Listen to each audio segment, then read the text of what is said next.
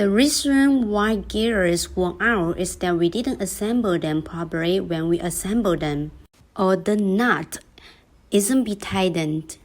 If the nut isn't be tightened, the whole gear will go backwards. If the gear goes backwards, it will be easily worn out. So we have to tighten the nut to prevent the whole gear from moving back and be worn out. This rotor must be installed into the end.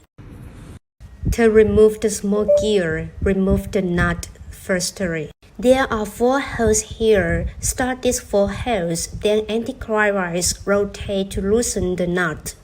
We made this kind of tool to loosen the nut. You could use your curly tool to do it. After that, remove the nut by hand. Then just pour it out.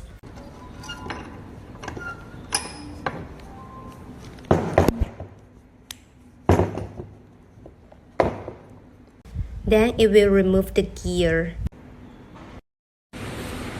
To disassemble this rotor, we can just knock it like that. After knocking it out, you can see the center shaft. This is the center shaft of the rotor and the bearing is in it. Here's the bearing. It is installed like this. Use this kind of needle and tap hard until it was knocked down. After that, use a bigger needle and continue knocking on the back until the bearing is knocked down. Then replace a new bearing.